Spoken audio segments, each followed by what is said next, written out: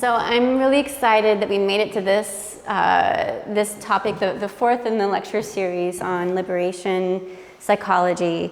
This is a subject that I feel really passionate about, and I'm sure a lot of you do too. So, and these lectures have been, I'll give a little bit of an outline first. So we're going to review a little bit of the last three lectures just to catch people up who haven't been here. And then we're going to talk a little bit about the contributions of Paulo Freire, and then go into liberation theology, liberation psychology, look at the concept of critical awareness, which the Spanish word is here. I don't really know how to pronounce it, but I think it's important for people to see it because it's often used in the literature. And then the role of psychology in liberation, liberation psychology. And then we'll also talk about accompaniment. So in this first clip, we have here a picture of Paul Farmer, who's a doctor and medical anthropologist who has made it his life's work, mostly to work in Haiti, looking at the intersections of global situations and medical health. And so the reason I'm starting with him is because I want to try to frame our lectures today in thinking about the last few lectures talking about power, and trying to bring together the ways that we've talked about power influencing our own situatedness, our own way of looking at other people. Most of us represent parts of a power hierarchy that are relatively privileged, and when we try to work with people who are in a very different situation, a very different position in a power hierarchy, we need to be acutely aware of what we bring to that encounter, and also ways that we can try to create more space and more room for somebody who hasn't been part of what Foucault called the truth-producing regimes, for them to actually be able to contribute to a discourse and to a creation of knowledge. And so, so we're going to take a little look at Paulo Freire. He influenced this movement in Latin America. He was also very influenced by liberation theology. In the 60s to the 80s, he was based in Brazil, but he really had a lot of influence on some of the other religious people who were involved in liberation theology and liberation psychology. And he, of course, is anybody not familiar with Paulo Freire? Okay, so he wrote the book, Pedagogy of the Oppressed, and came up with some of these terms that are going to be talked about tonight. So the first one is de-ideologization, and this is basically the idea that we have to start to critique these ideas that are kind of all around us in the air, so to speak. The idea of de-alienation, which is this idea of kind of like hyper-individualism, this disconnectedness from other people in other parts of the world. Problematization, which just basically has to do with looking at something that we might just take for granted and seeing it as maybe more complex and problematizing it so that we don't assume that it's correct in a full idea. Conscientization, which we'll be talking about later on. Liberation, which is, there's individual and there's collective liberation. We're going to be talking about the kind of importance of understanding the difference of those. And then praxis, which is action and reflection upon the world in order to transform it. So Mary Watkins, who is a clinical psychologist, talked about Freire as being able to differentiate culturally invasive approaches from culturally synthetic ones. And it's only possible by being mindful of the power of all involved to construct meaning and transform the world. So I'm hoping that this clip of Freire will kind of elucidate a little bit what I mean by the difference between culturally invasive and cultural synthesis.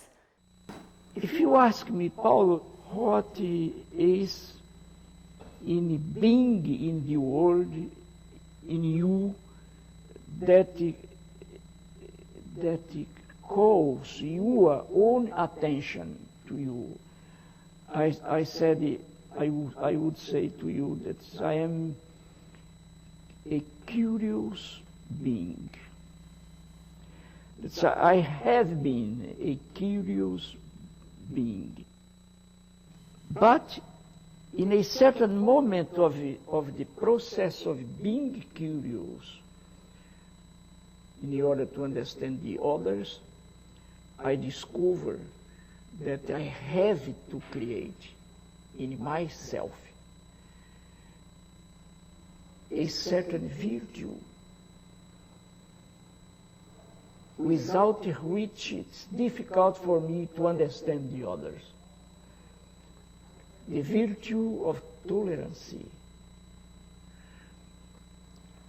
It is through the exercise of tolerance that I discover the rich possibility of doing things and learning different things with different people. Being tolerant is not a question of being naive. On the contrary, it is a duty to be tolerant, an ethical duty, a historical, a political duty. But it does not demand from me to lose my personality. Okay. So now let's transition back, hopefully.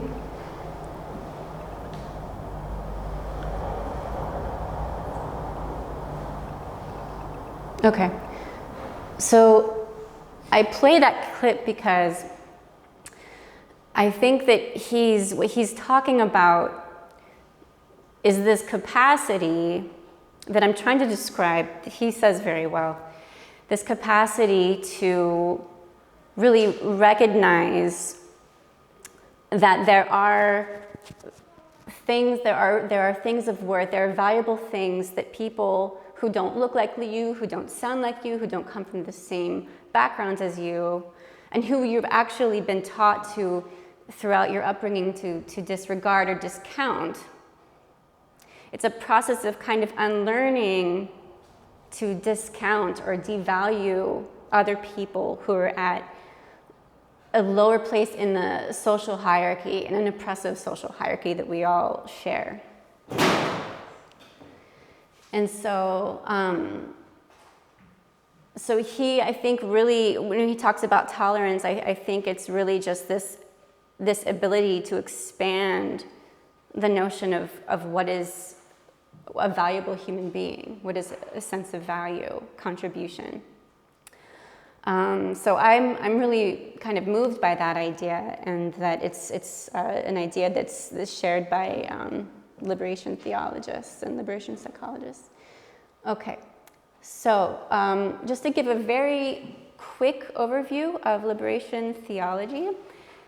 These are two of several religious people, priests. We have here on the left Oscar Romeo, Archbishop of El Salvador, who was assassinated for his beliefs and his work on and his dedication to liberation theology.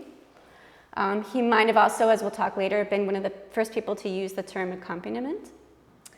And then on the right, Gustavo Gutierrez, who talked about the preferential option for the poor. So it's a Catholic, it's an idea that he added to the tenets of Catholicism, is basically saying and believing that the voice of the oppressed is the voice of God.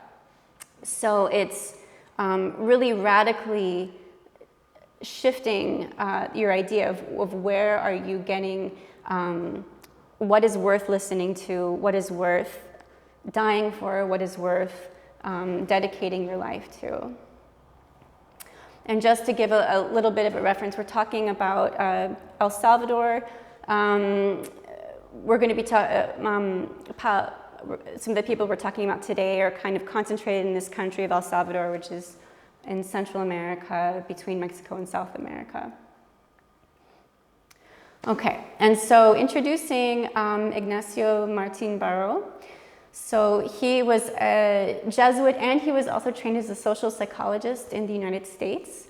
also assassinated in El Salvador for his work.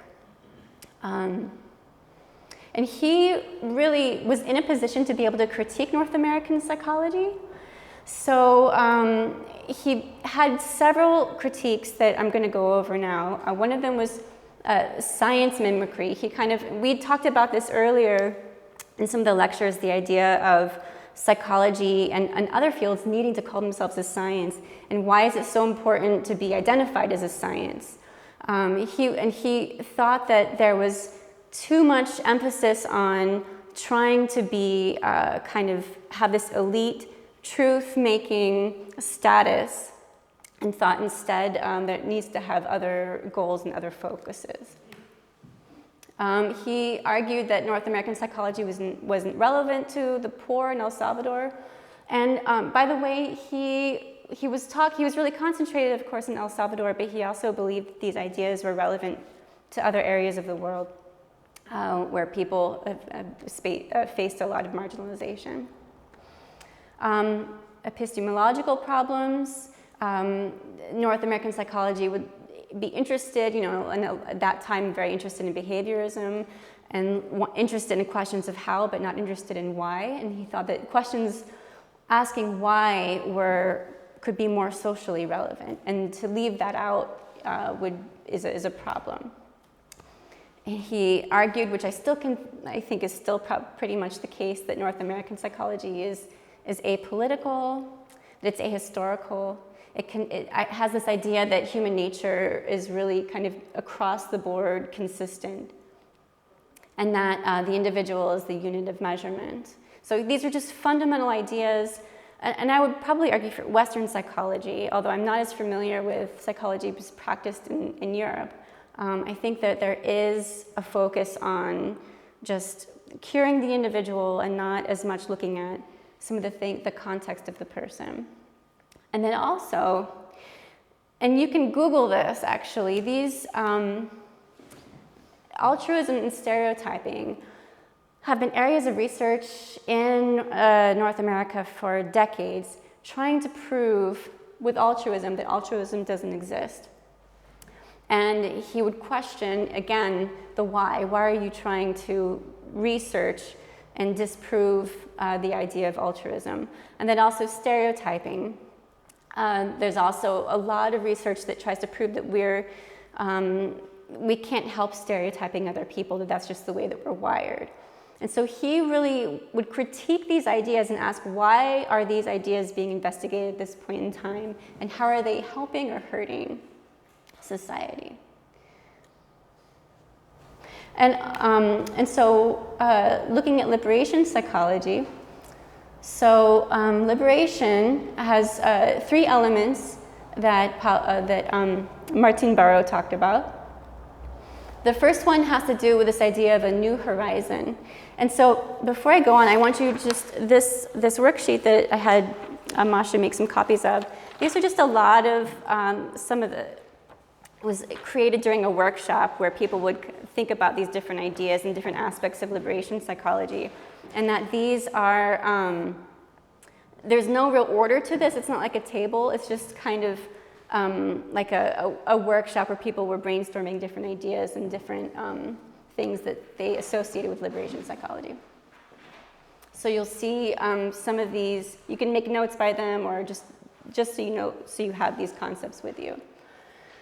So the idea of a new horizon is just this need that he's arguing for, that we need to reorient our research and clinical goals for those who are marginalized.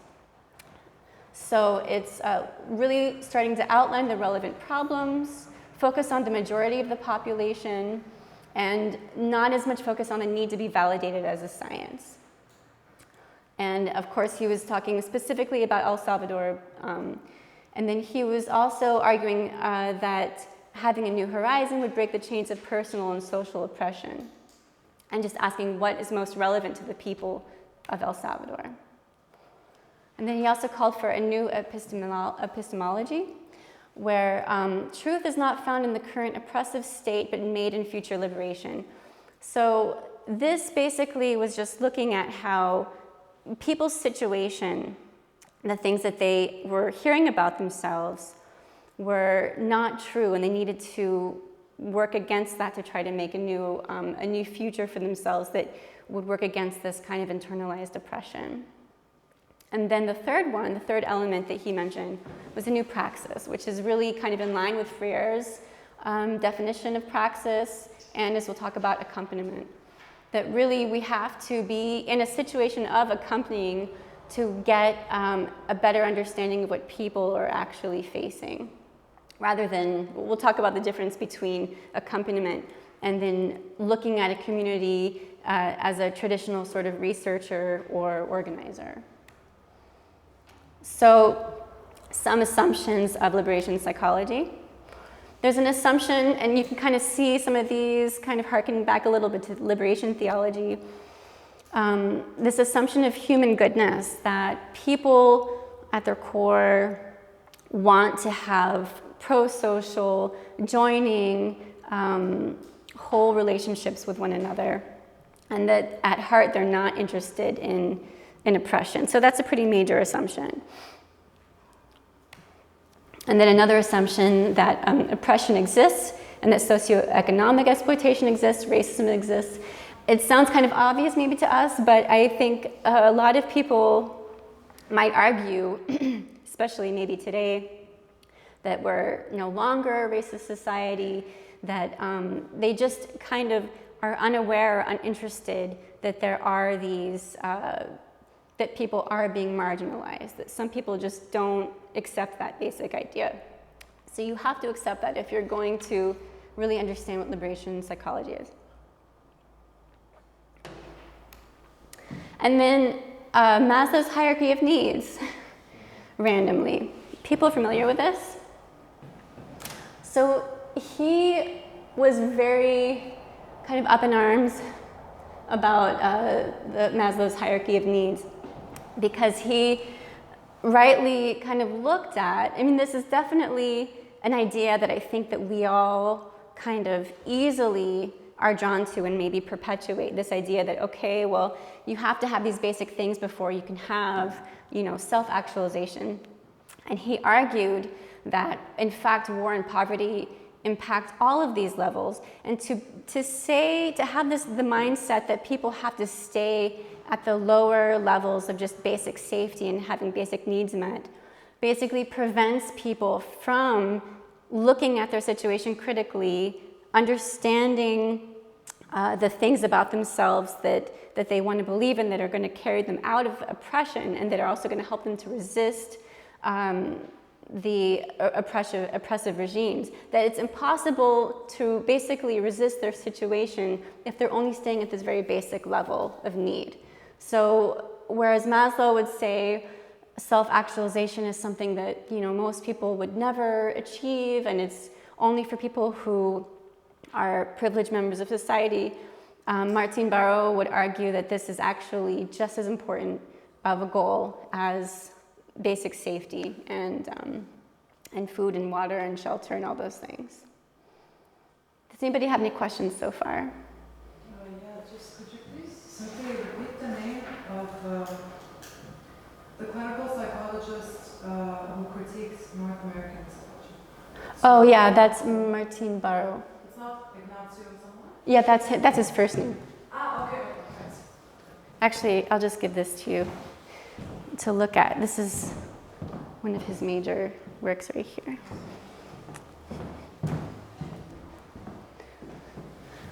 Okay. And so, 3 urgent tasks that Martin Barrow described. He said that one of the first things was a recovery of historical memory, so expanding the focus beyond the present. And this is really, it's important to understand this assumption with Maslow, with the hierarchy of needs, of really thinking about how it's very difficult for people in the situation in El Salvador with the Civil War. It was very difficult for people to think of ways, think of yesterday or think of tomorrow. People were very, very much stuck in the present moment, trying to survive from minute to minute. But he was saying that this prevents one from thinking creatively about their positions in order to change them. It prevents them from engaging in praxis. And then there's an urgent need to undo internalized oppression in order for people to be able to change their situation. Otherwise, they're going to kind of stay perpetually in this state of survival.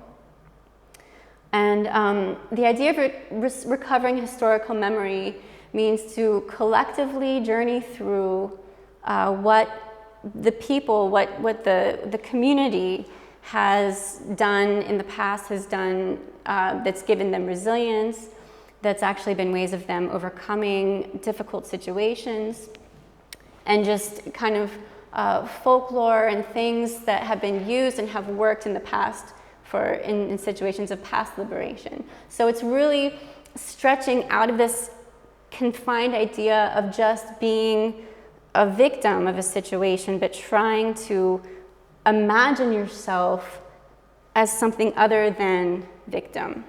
And if you have to pull from the past, then you pull from the past. And if you need to imagine a future, then you imagine a future. And so this was part of one of an urgent task, he said, urgent of liberation psychology. And then a second one, de-ideologizing. So this has to do with, it's kind of shifting to an idea of collecting data in a way, looking at your situation and trying to understand what's really going on. Instead of listening to interpretations of others about the current situation, re-examining what's happening and making conclusions about it. So in a way, it's critiquing the media, it's critiquing these ideas of common sense about one's situation. We're talking about people who are living in poverty. So there was even a lot of messaging about the majority living in poverty, that they were lazy. This was kind of just this idea that was being perpetuated all over Central America and even North America, that people basically earned their poverty. And so these kinds of messages are very difficult to not internalize. And so the idea is that you need to look at the situation of the poverty that you're in and try to understand what's happening without and resisting this internalized oppression. And then one of the third urgent tasks is utilizing people's virtues. So, and this one is, I think, a pretty understandable one, especially if you're coming from a perspective of doing therapy. This is just looking at the things that people might have forgotten about themselves that they do well, or looking at recognizing the things that people bring to the community, such as solidarity, interest in the public good, faith, and hope. So reminding people that they have good, useful attributes. Okay, and so we've been talking in the past few lectures also about trauma quite a bit. And I was interested in looking at how liberation psychology would be applied to working with trauma, given the problems with using the word trauma that we've talked about before. So this is also something, these are things that also Martin Barrow talked about. He talked about PTSD, he talked about trauma. So he was saying that, so in civil war, it's basically a human-made situation, and therefore it's amenable to kind of a talk therapy level-based intervention. So causes of emotional and psychological distress, he assumed that PTSD only occurs and that trauma only occurs in a politically motivated context, and that it was important to understand the root causes of oppression and that there's an interest of those in power oppressing the majority. And the same with poverty. So understanding really that trauma is coming from, is just as a part of a larger system of oppression. And that individual mental health and PTSD are important, but they're not the focus of the intervention. So basically, it's really more situated on collective intervention, collective liberation versus personal liberation. And one thing that is also quite different from anything we've talked about so far is he didn't believe that we should just be focused on working with the oppressed, working with the victim or the dominated, but also the oppressor, the soldier, the dominator. That all of these people in some way had their relationship with humanity somehow was in crisis. And that really all people should be included in this process of collective healing. And I'd like to also introduce you to this researcher, psychologist named Bazaglu, who is a Turkish researcher. And he did some very interesting research looking at one's ability to contextualize their trauma. And he looked at what's called a protective factor of understanding and being able to situate one's trauma. So what he did was he looked at people who had been tortured. A group of them were political activists, and a group of them were not political activists, but all had been tortured. And so he found that the people who were political activists, even though in some cases they had even been more severely tortured, had less psychological disturbance relative to the group that didn't have kind of this political analysis. So it's very exciting because it suggests that these theories of Martin Barreau are very relevant, that understanding why trauma happens, understanding the ways that humanity is split for people's gain and for systems of oppression, having a more complex analysis of why trauma occurred or why torture occurred can actually help you to overcome the lasting effects of torture. So I think that's a very fascinating finding. Question: how would you counter the mainstream psychology arguments that the torture activists are just more proactive and being engaged with anything is what gives them robustness rather than long-term understanding? Like, this is not... I would say, sorry. I would say that... like, talking about this study and how it supposedly found that, how is that the case? It's just a correlation. How would you argue against that kind of argument? Yeah. I would say, the first thing I would think of is that people in the activists would be, it's not just that they had a political understanding, but they were engaged in ongoing praxis.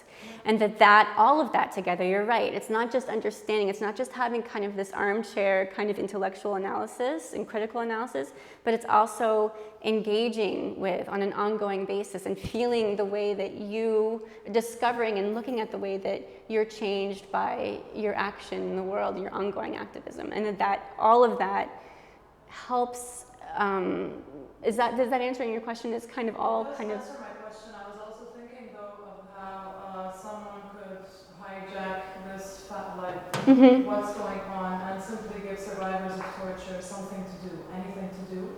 See an improvement and say, oh look, our mainstream psychology is all it takes, quiet now. Yeah, because this does happen as well. Okay, so like just having something to do, like almost like... Exactly. So contributing something to the community without raising awareness, but on a bigger scale, just as a form of distraction. So that, like, this is the band-aid solution, whatever. Because if you have positive results for that, then it can be used as a counter-argument, and it encourages a system that does just focus on the individual and personality and then like short-term traits.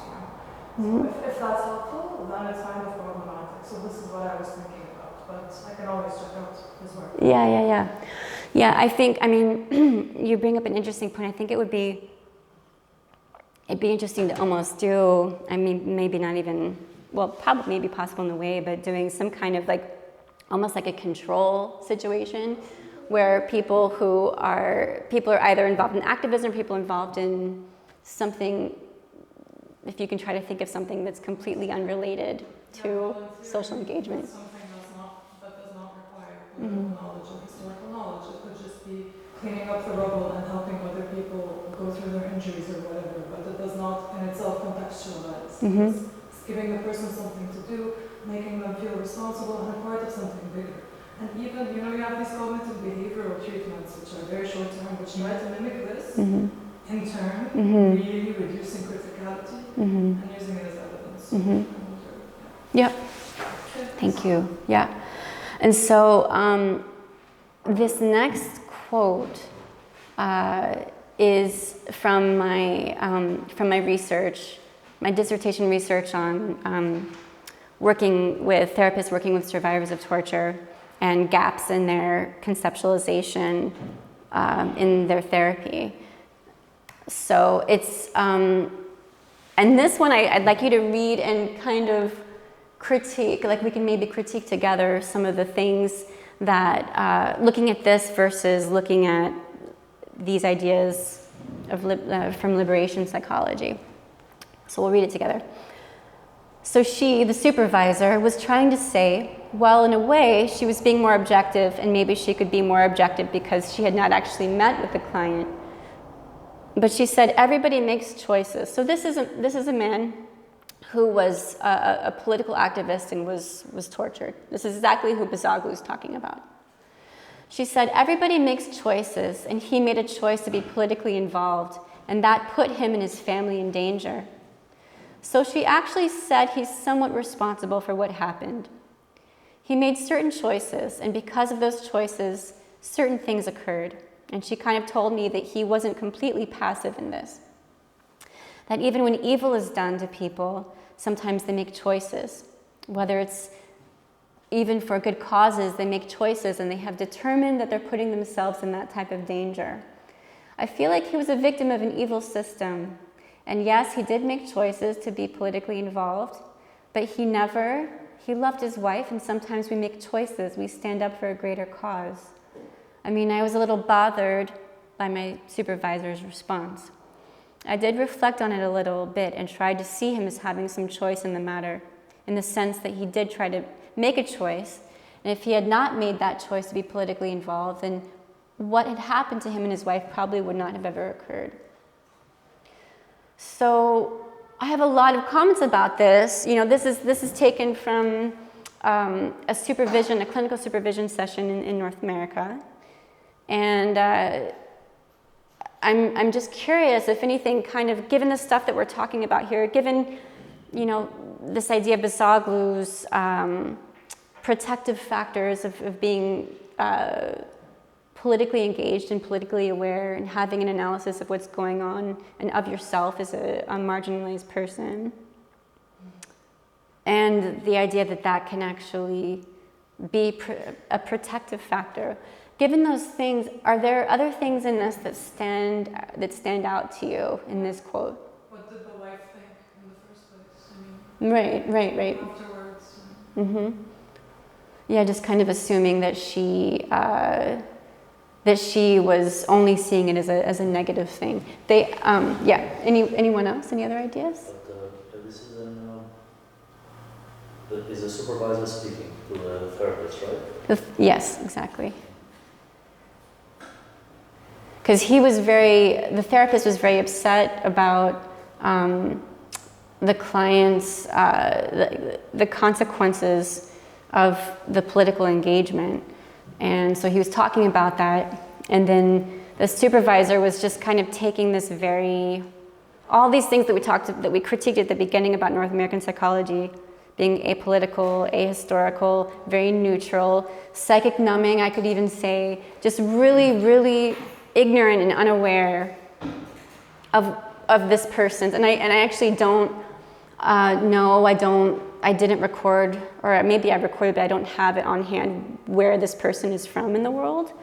But just having, and if you think about it, she was supervising at a clinic for torture survivors. So this was an unusual case. But I mean, even this idea of she's saying he's not completely passive in this. Would you recommend to be completely passive? I mean, go ahead. I think in terms of that pedagogical stuff from earlier, the gender of I'm going to say this incorrectly. That's okay. There we go. Yeah. I think like that agenda is, or the necessity of that agenda that's been put up there in bold, because even though North American psychology or certain branches of Western psychology might be apolitical, there is still this ideology of the responsibility. You've created this situation Right. for yourself. You need to take responsibility for your own problems that you brought upon yourself now. Right. And I mean, that's really obvious that. Yeah, absolutely. Strongly presented in that text. Yeah, it's the ideology that's born within this very neutral kind of space, that basically you have every person has complete agency in the world, and they are, whatever happens to them, they've earned it. They're fully responsible for all the consequences that occur. That sounds like, let's say, the different side of the evil of like positive psychology, of explaining us that we can be whatever we want to be. I mean, I say that it's evil because this is the way I see it, but I think it's clinically very bad if someone approaches the session with this agenda. Yeah, for sure. And I think also the idea that the idea that evil is done, I think also is so impossible to contextualize it in this world, that it's just this otherworldly evil. And also kind of casting off, it also made me think of, a true collective liberation would be trying to humanize the perpetrator. I mean, that's maybe kind of a side point, but I think it's still important. And so just basically, and also please. Go ahead. If you could help to frame it a bit, are you using this piece to make a point for liberation psychology? I just don't get how is it, because it seems like it has multiple perspectives of one can take of this. Is this a critique of the North American psychology? Or I can't pluck the heart out of it, so to speak. It's from which perspective are you presenting it? It's it is a critique of North American psychology, and kind of not one that is uninformed about all these things that liberation psychology focuses on, that I agree is very relevant in working with societies of marginalized people. You can kind of maybe imagine an excerpt like this being applied to somebody who hasn't experienced any kind of oppression, or like this kind of oppression or trauma, living comfortably in a Western context.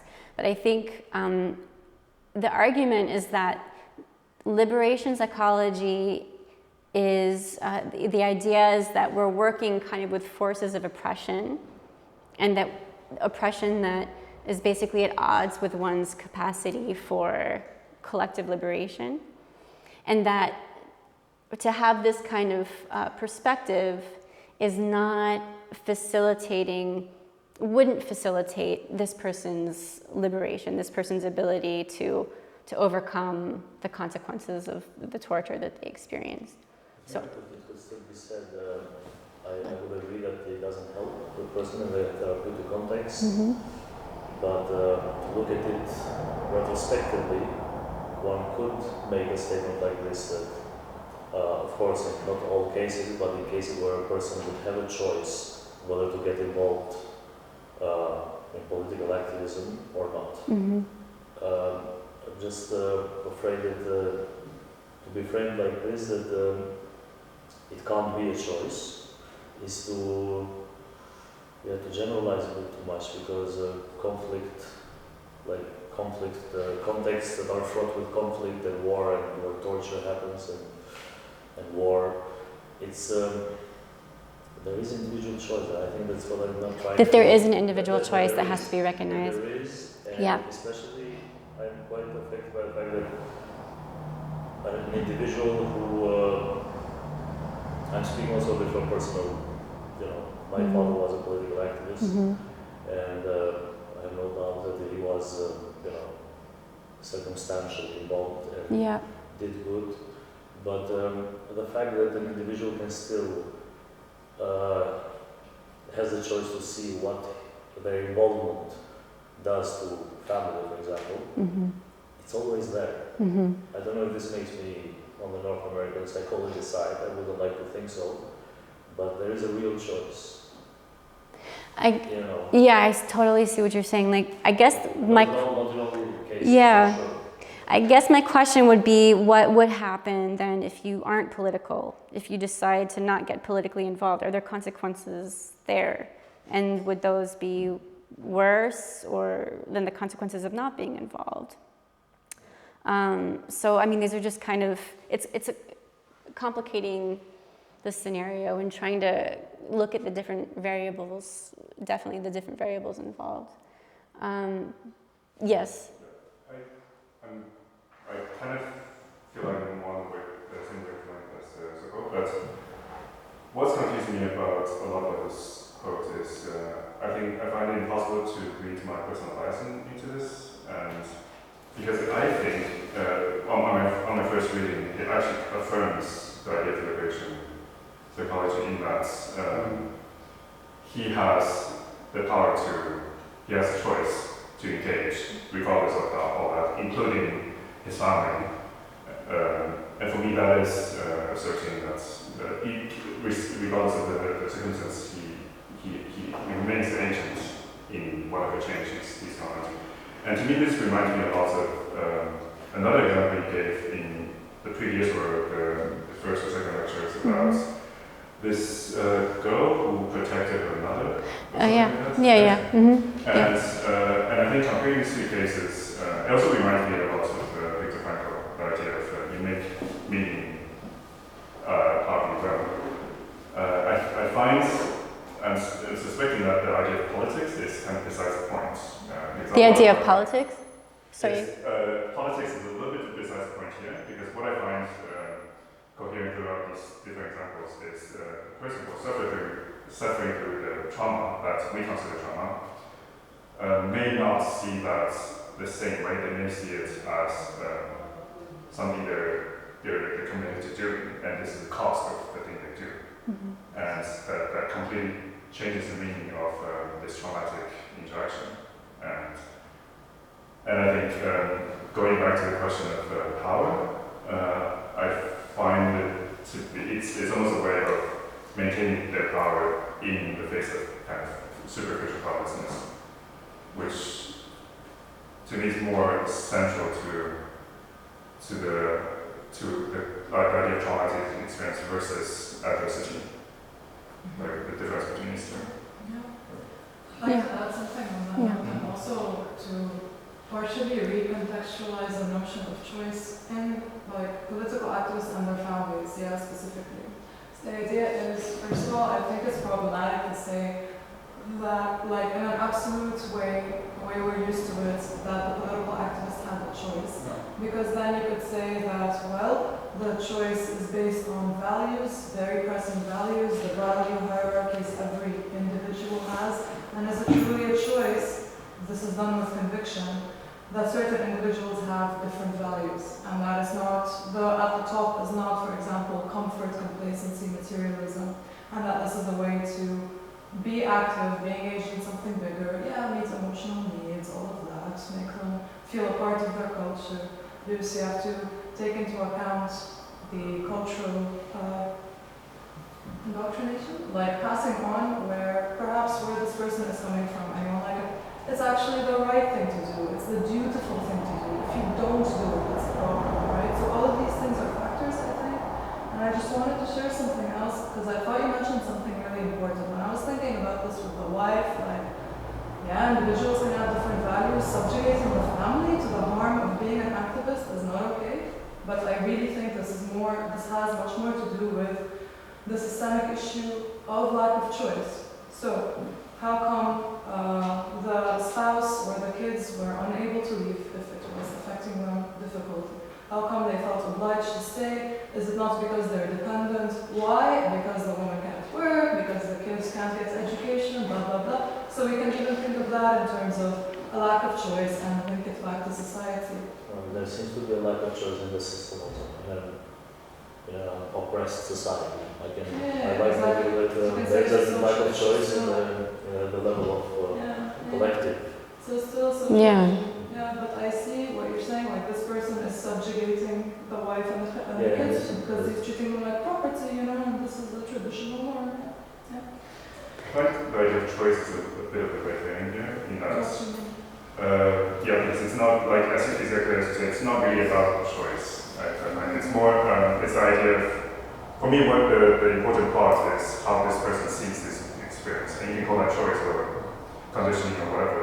If this person sees this as something he wills, that's a different thing. And you can go into the whole question of free will, right? But that's Fine. But he said he feels guilty about the wife, allegedly. The supervisors mentioned that he feels guilty about the wife being involved. Yeah. We don't know whether the wife feels resentful, disempowered, anything. Yeah. But we know that he feels guilty, and that's all we have. Well, we can also question at that point whether he truly feels guilty or he's performing the idea of guilt because that's socially prescribed as well. Right. So it's, I mean, also not forgetting to not blaming, and we're all kind of thinking about blaming him for what someone else did to his wife. It's really kind of not, in a way, it's looking at something very, very stripped down, so that he's not, the people who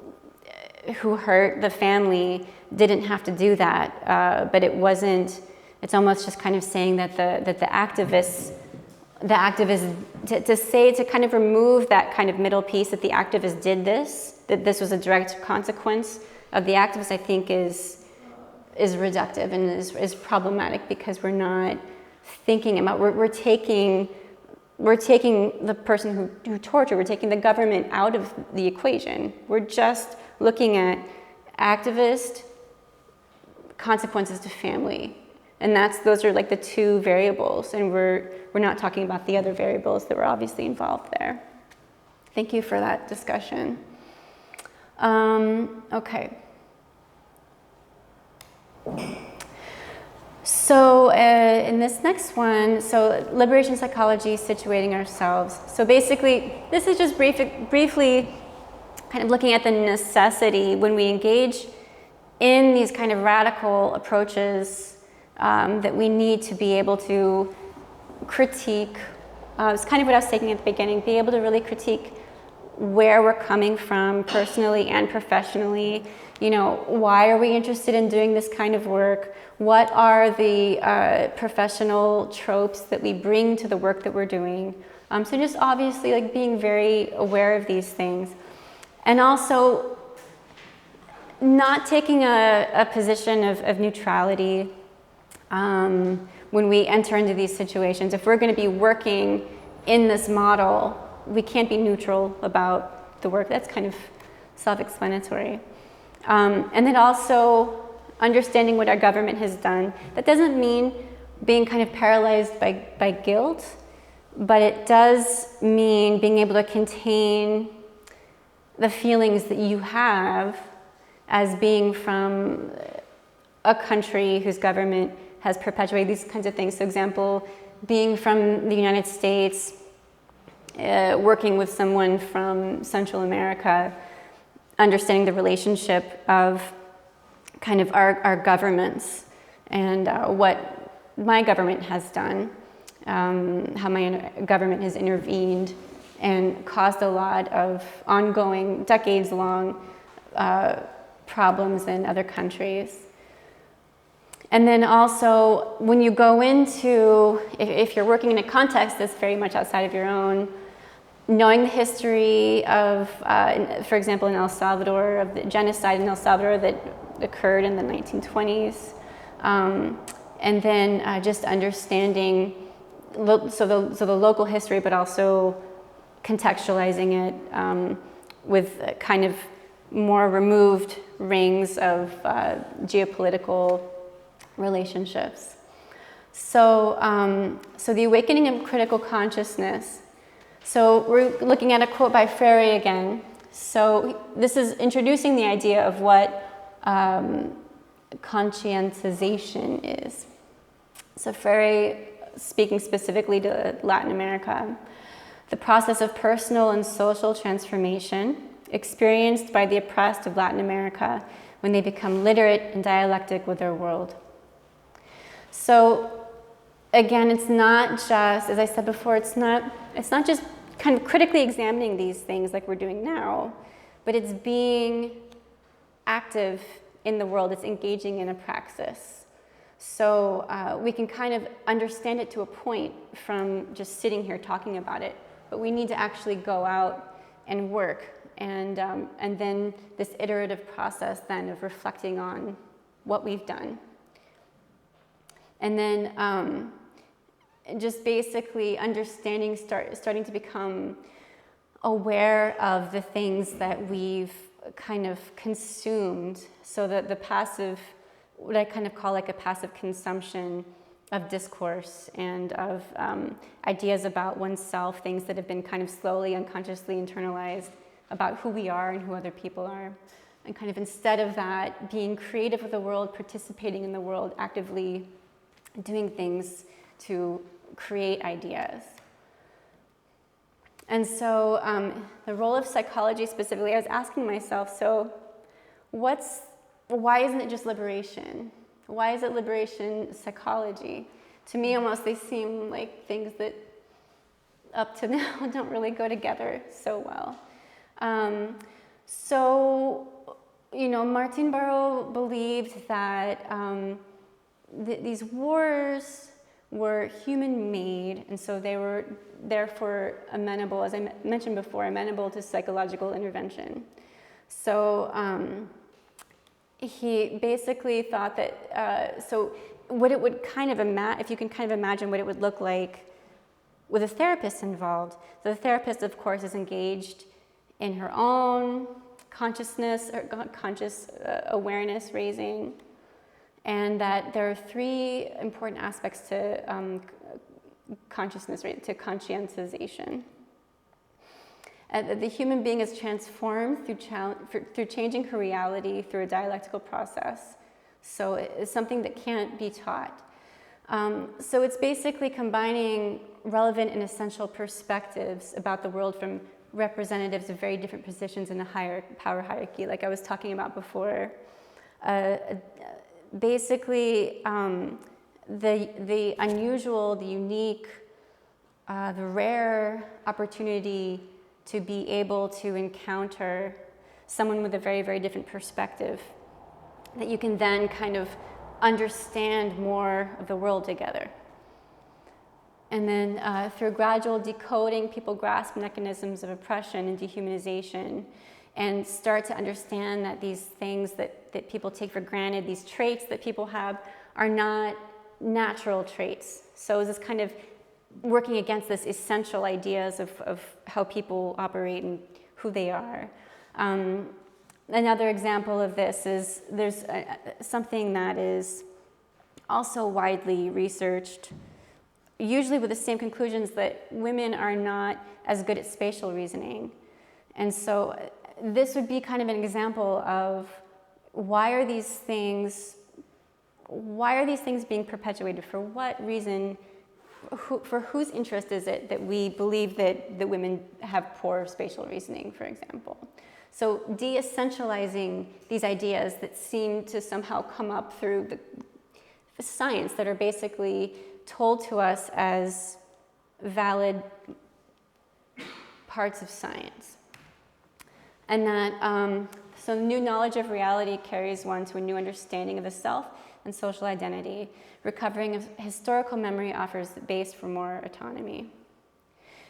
And so this next part, we're going to kind of move into accompaniment now. As you can kind of imagine, try to imagine what we, as whatever our professions are, what it would actually look like on a day-to-day basis working with this model.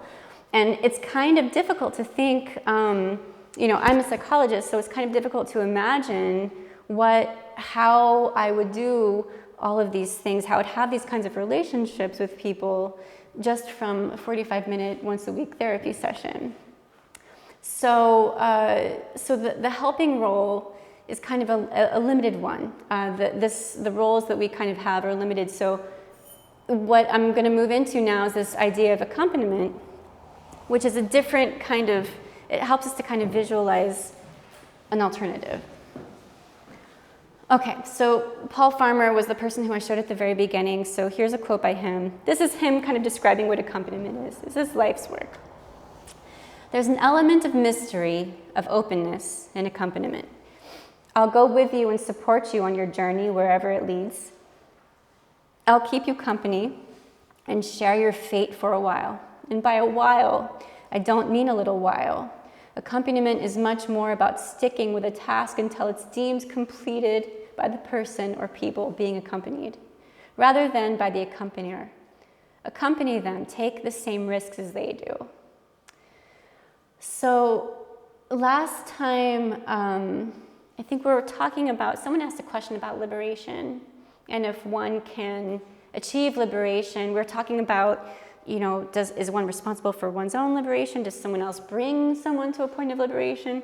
And I talked about the hero's journey, which is this idea, this trope that's everywhere in all the movies, all the books, this idea that you can have somebody kind of help you to a certain point, but then after a certain point, the hero has to go alone. So it's the idea that the hero ventures alone. And now, it was this idea is kind of a radical departure from that. It's saying that this idea of this very, very familiar idea of the hero's journey is not accompaniment. It's not actually what they're talking about. It's actually staying with somebody until they decide that they've reached their goals, that they've done what they want to do. So I think it's interesting to kind of re-look at this knee-jerk idea of liberation at the very last process of liberation, it being a very isolated individual experience. Okay, so Stoughton Lind was somebody who is still living, and he's a lawyer, and he was involved in a lot of labor organizing. His wife was involved in people, in war resistors during the Vietnam War. And so in his book, Accompanying Pathways to Social Change, he talks about the difference between organizing and accompaniment.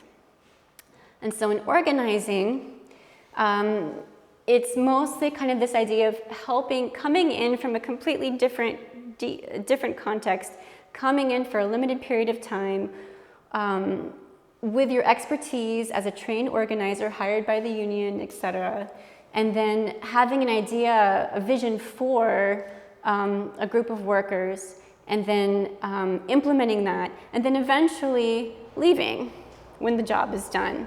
And then in a lot of situations, this would cause chaos and not actually lead people to what they were trying to achieve. So he talks about really the idea of moving from helping the poor or the oppressed, incarcerated, to actually listening and learning. So it's much more of a kind of equal situation. And that accompanying versus organizing, so you allow people who are trying to change their situation to control the process rather than coming in with your expertise and organizing it completely. It's really trying to find this balance of bringing both sources of expertise together. So coming together, two experts. So, and for some people, you might have people who've been involved in any kind of organizing work or even in therapy kind of work, that it's difficult. It can be sometimes very difficult for people asking you as the expert for what they need. So I think that because people feeling like they're not sure what the boundaries are of what they can ask for, and I think that forming a relationship through accompaniment kind of helps to ease the process of really honestly talking about what your needs are over time when you feel more comfortable and you understand why the person's there. And it's really a radical departure from this idea of, that we talked about on the first lecture about the Didier Fasson, who talked about the critique of humanitarian reason. So instead of importing our ideas of trauma and PTSD and diagnosing and kind of the hegemony of mental health, it's really offering an alternative to that so that you don't have to come in with predefined ideas of what the problem is, but you can really come at it and work to try to understand whatever ideologies you're bringing, to really try to challenge those ideologies. And that's not an easy task. It's something, it first requires one to be aware of what they are, and then to be willing to basically put them on the shelf and to put them aside, which I don't know if anybody's had experiences like that in any of their work or activism, but it's not an easy thing to do. So the goals of accompaniment, the transformation of all involved. So the person who accompanies is also changed by the experience, and the person who's accompanied, their situation is changed by the experience, and they feel changed by the experience. Understanding our impact on one another, and being out of your comfort zone, either slightly or to a great extent. I would say for people who are in this scenario, one thing that, a subtle way that we can be out of our comfort zone is not, there are kind of obvious, shocking ideas, ways that we could be, but one way is that when we feel that something feels tedious, or we feel bored, or we feel like something is just going on and we'd rather someone else take care of it. I think that's one of the situations, one of the scenarios where you can actually recognize, okay, this is something that I can actually lean into, and I can be of assistance, or I can work with somebody even though it's a task that I really am not interested in doing. So it involves that kind of contribution, that kind of commitment to the work. And then ultimate goal of accompaniment is, as Romero said, when the poor come to believe in the poor. So in just summing up, so we talked, I'm just gonna quickly sum up the lectures in general, and then for today, we talked about different definitions of power. We talked about Foucault's ideas of power, which really kind of explode this idea of power being this power over this repressive power, but looking at power kind of creatively, the creative nature of power, and also the ways that people may or may not participate in that power for varying reasons. We looked then specifically at how power is enacted in therapy sessions. And then we looked at the role of language in power. And then today, kind of trying to imagine alternative ways of engagement that are actively aware of power imbalances and trying to work against them for the purposes of collective liberation. And then also the idea of accompaniment. So we talked about a lot of things over these last 4 weeks, and I hope you all can make good use of the material that I provided. And I guess at some point these lectures will be available online, so you'll have access to the PowerPoint slides. And I guess now we're finished, so anything, we can kind of open it back up for questions or comments or discussion. We always have pretty good discussions after these, so does anybody have anything that they want to bring up or ask? Or? I wanted to ask, because I'm always thinking of how to practically apply this, how can one make learning about accompaniment or basic things like people checking their privileges a part of therapy training, things like that. I'm always considering that. But what I wanted to ask you is personally, how you try to better understand the different people in different areas that you end up working with. So earlier you said 45 minutes a week is not enough to do all of that work. Do you make a friend with someone from that culture, other than doing research in advance about the history of the place? How does it work?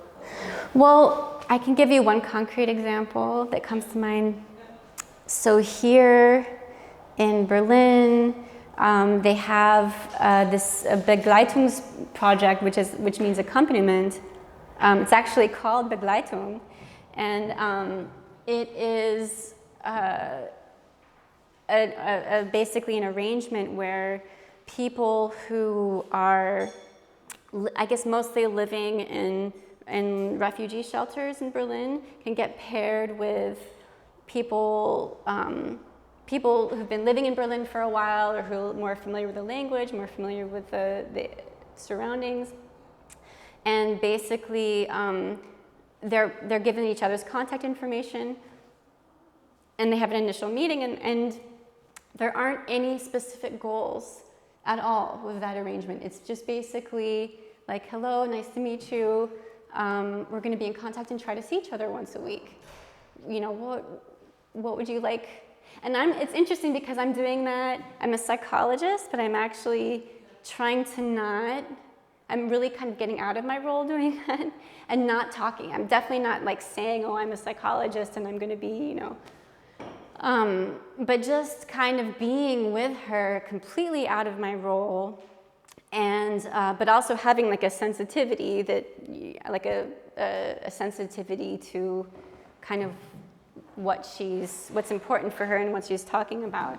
But so far it's just been basically like, you know, going to the library. Right now, one of the things that's really pressing is finding an apartment. So it's all about finding an apartment, and also how terribly tedious it is to find a place in Berlin and then to do that in a second language. And I speak German as a second language also, so I'm kind of going through these long like telephone conversations, emails, like all the tedium of like trying to figure out the real estate situation here. So just kind of, I mean, it's not like exciting, like thrilling stuff. It's drudgery. It's just kind of like, but that's what she's going through, and that's what we're going through together. And sometimes maybe she's interested in talking about her experiences in her home country, and other times it's just really like the practical stuff of kind of becoming independent. And I think it's so wonderful that I'm not restricted to just this clinic setting, that I can actually do something like that's much more kind of like everyday relevant to her. So I mean, that's a concrete example, and that's this program that they have in Berlin. So it's wonderful. It's great.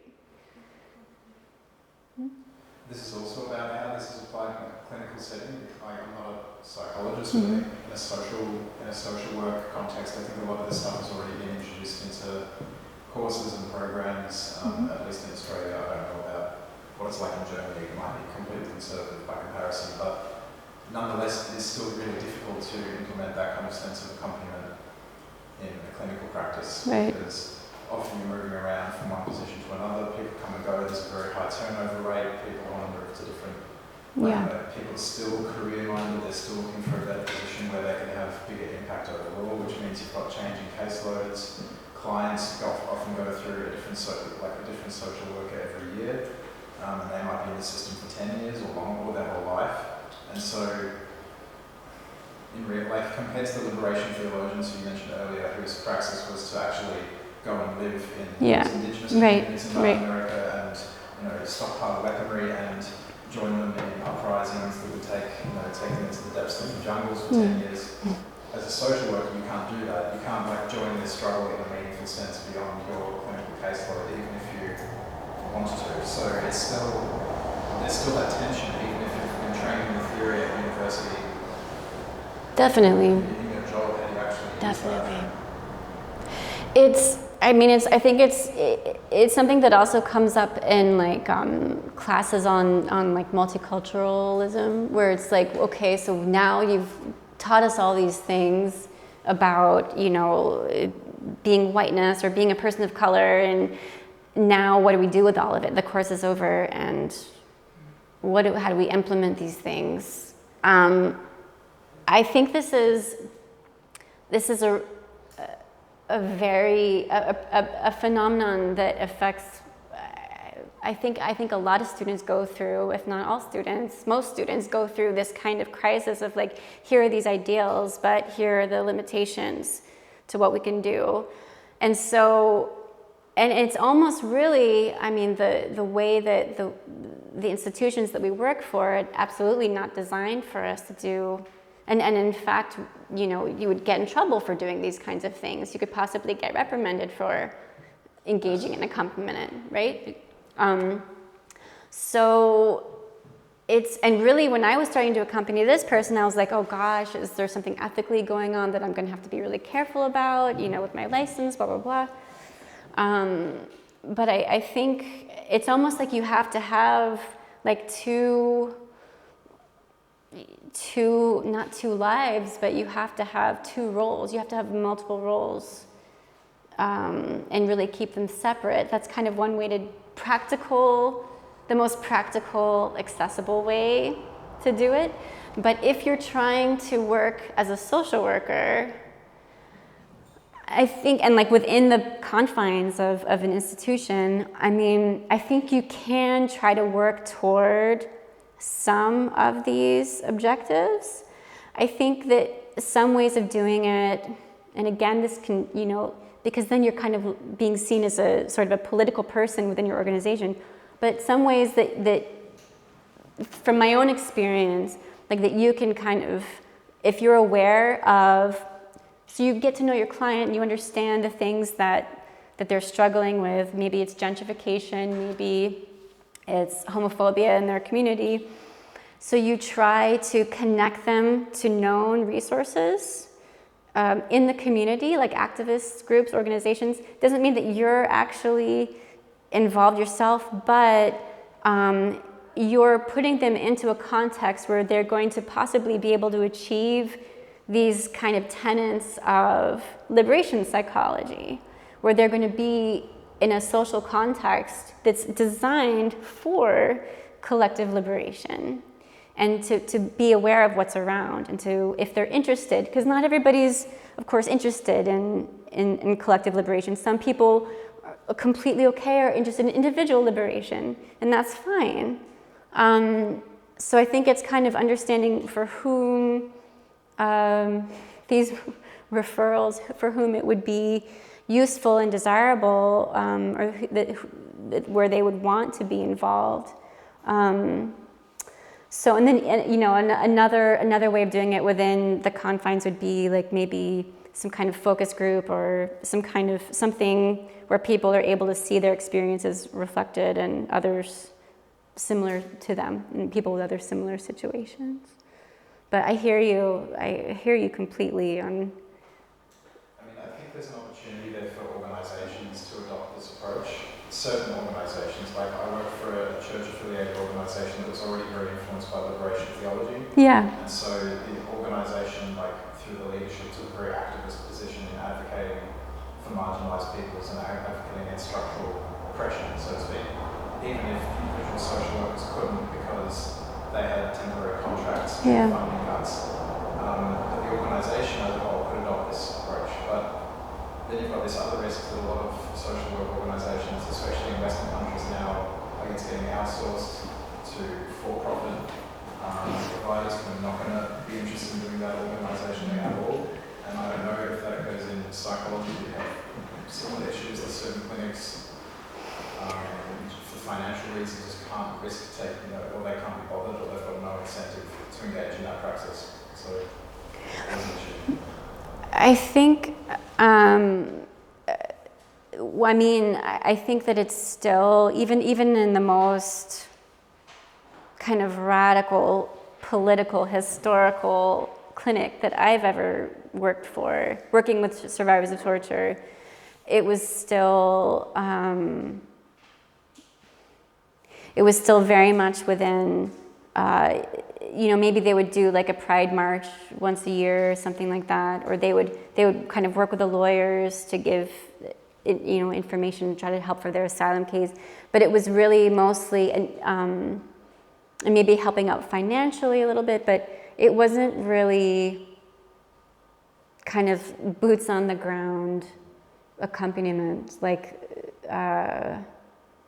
through what their day, not like kind of what I'm imagining, this thing that I'm doing with this person right now. There was no option for that. And then the more, I guess like traditional clinics that you work for, I mean, I think that it would be wonderful to also have an accompaniment for people with severe mental illness who are living in very complex systems of oppression.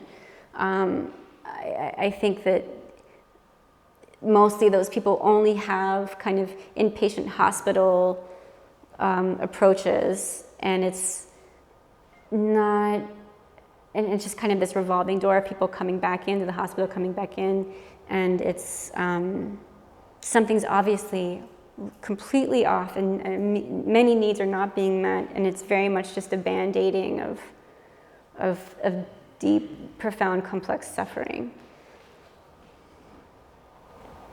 Yeah. Anyone else? Yeah. I'm suspecting a little bit that my question is actually exactly the same as Tim's.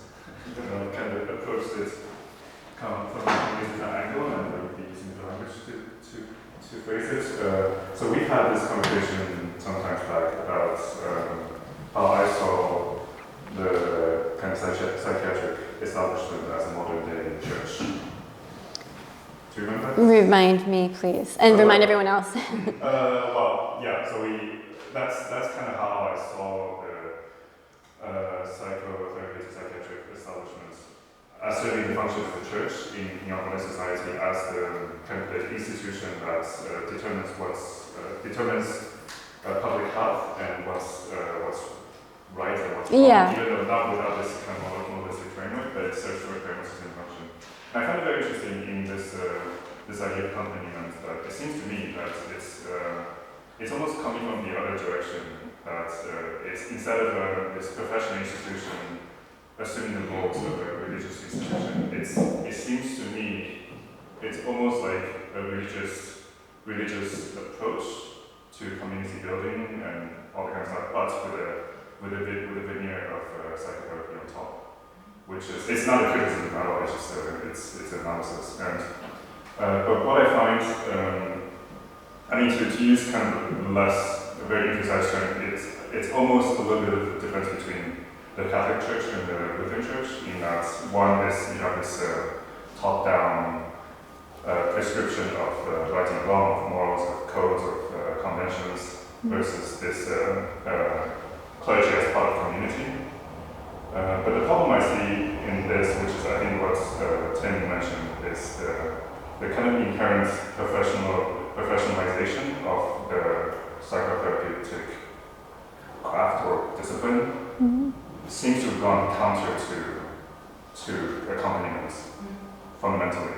How do you maintain professionalism in the face of this, if you want to apply this? And is it necessary to break down this professional regime in order to truly practice accompaniment? In order to practice accompaniment. So how to maintain a sense of profession? Like, would it be too much to kind of rephrase your question as an issue of boundaries? Yes, certainly. Boundaries and accompaniment? Well, it's not just boundary. Not in the traditional sense of, but like a completely just idea of like, where does your role end? Like, where does it? I guess it is about boundary, but to maybe describe it differently is how it seems to me you have to be part of the community to practice accompaniment. And what degree of this integration is reasonable or practical and does it entail the necessity of losing this kind of commonetization of psychotherapy, of this professionalism? Because I think the underlying idea of professionalism, professionalization of psychotherapy, is one psychotherapist is kind of interchangeable with the next. I think that what I think would be kind of the most amenable to bringing into accompaniment without, you know, wearing a psychologist hat, wearing a therapist hat, is this stance of just this. Let me try to explain it. The stance of your interest in, and again, kind of fundamentally asking yourself, you're interested in the liberation of the other person, and then why are you interested? Why are you doing this work at all? It's probably not going to earn you any money. Why are you engaged? And then, you know, I think that's maybe one of the reasons why it's maybe more easy to understand, like from a religious perspective, why people are engaged, because it's a kind of spiritual calling. But what is it if you're not coming from a religious slant? And because I think that maybe a lot of, I mean, there could be so many different motivations, but not getting too much sidetracked with that. I think that one thing, if you're doing kind of, if you're practicing in a traditional sense, and you're honing a sense of like this critical conscious awareness, and you're beginning to believe that people, you're seeing, you're redefining, you're re-understanding the idea of human worth. I think that you can bring, and it's very, I say it very simply, but it's actually an extremely difficult unlearning, kind of radicalization, ongoing everyday experience in labor. And to bring that kind of perspective into an accompaniment scenario, I think would maybe be one thing for like radicalized therapists to be able to bring from their kind of professional experiences.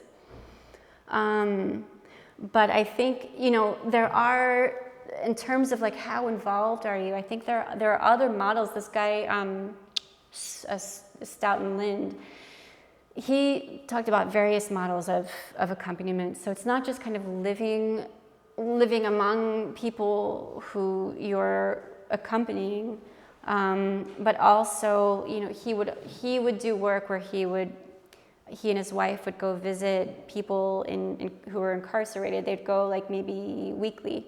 So, you know, that's kind of a time-limited involvement, but over many, many years. So getting to know people and then being also a resource when people, his example was people in prison had concerns about their living conditions, not surprisingly, and that he was able to, the accompanier was able to kind of cull those kind of different experiences and different problems that people were having, and to then communicate those to people who can make decisions about their situation. So that's kind of a practical way, but I think it's, you know, it's not something that a lot of people have done. There aren't a lot of models of it, and it's just kind of, I'm not exactly sure all the ways that it could be done. You know, these are like, right now, they're kind of a little bit more intellectual ideas. I'm doing a little bit of this kind of work, but I'm just starting. So I think that a lot of it kind of remains pretty open and unknown at this point. Masha? Well, I wanted to say that I was sad again during this lecture, but a little bit on different basis. At some point you said that for you it seemed like liberational psychology, as if those two terms don't go together. I'm like, no, but if we decide to give up, then what is it that will stay? I think that we should keep on fighting and understanding and introducing reform, if it is possible in every manner, in order to integrate that. And I also have to say that I would be also very sad that we give up on science in a similar way. I think we need to find a method that can follow the complexity of the phenomena, and then we can keep on studying it. Of course, we have to be careful not to claim truth with a capital T, but we should try to find it. And I have to say that I think anti-psychiatry has some similarities to what you're saying. And I think that part of the way in which we can deal with, let's say, how can we help, is to understand that we're not necessarily helping only by sitting with a person for 45 minutes and talking about the problems, let's say, but we can cook together, or we can go for a walk, or we can take off the white coat. So I think that there are ways in which we can approach different needs. Sometimes maybe we have to give up on all this weight that education has brought us to, but I think it's possible. It's interesting, actually, the Frankfurt School, right? They talked about how science, I mean, they were critiquing science, but they actually said that science didn't go far enough.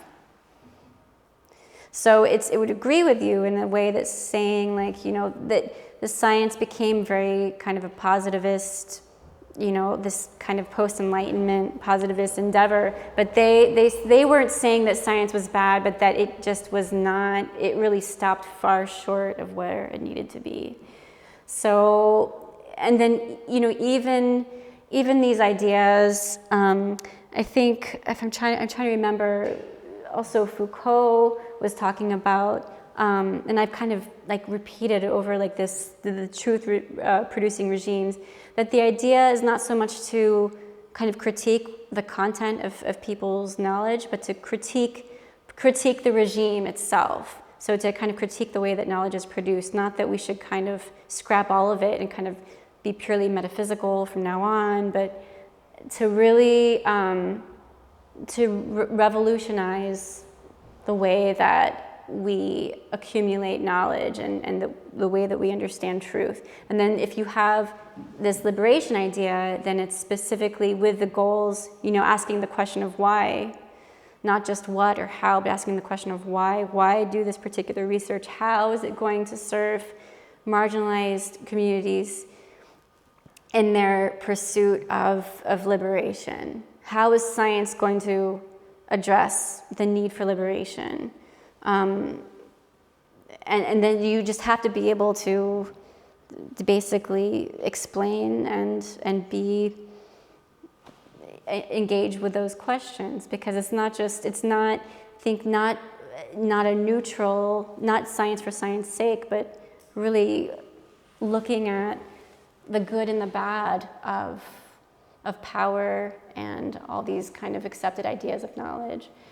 So I want maybe one more question, and then we're going to end. I have so many.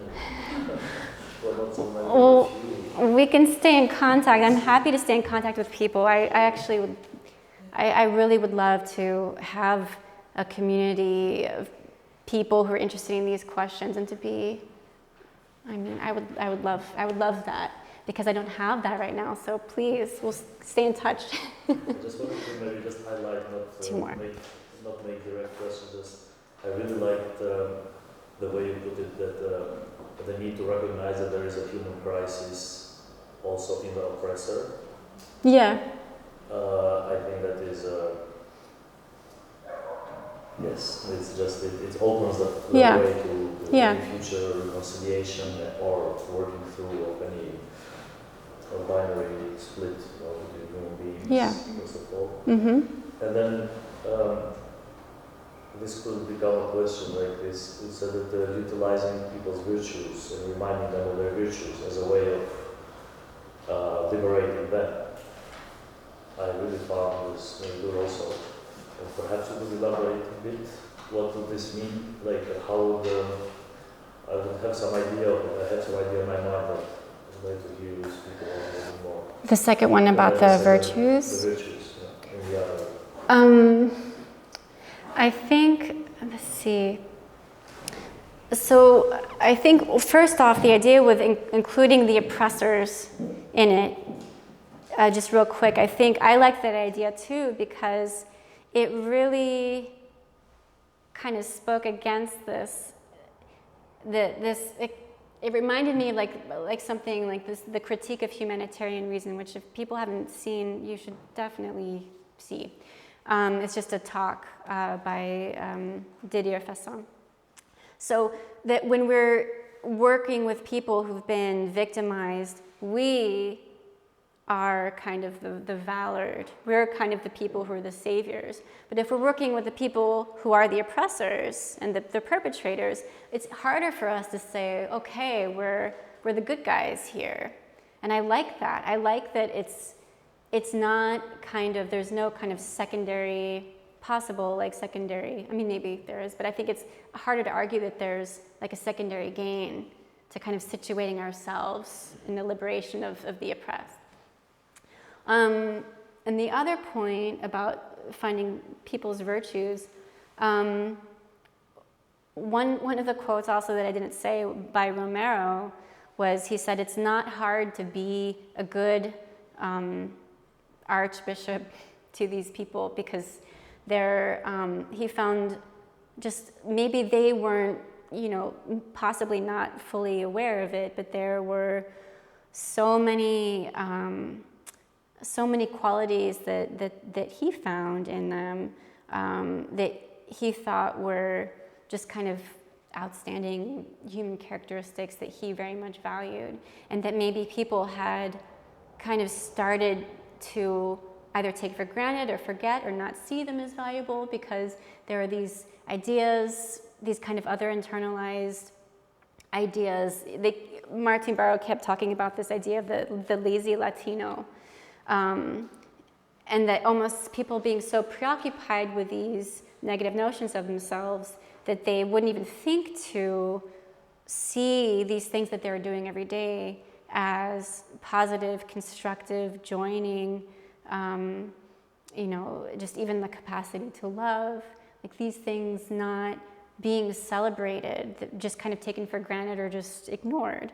So I think, and that's actually, and that definitely kind of lends itself to a therapeutic encounter too, like being kind of moved and interested in by a person, by a client who doesn't really think very much of themselves, who mostly has negative things to say about themselves, but you so clearly see things shining in them. And how do you kind of feed that back? How do you observe that, and how do you kind of give that back to them and recognize these are yours. These are your qualities. And here's what I see, and let me I think it requires kind of a presence of a kind of love to do that.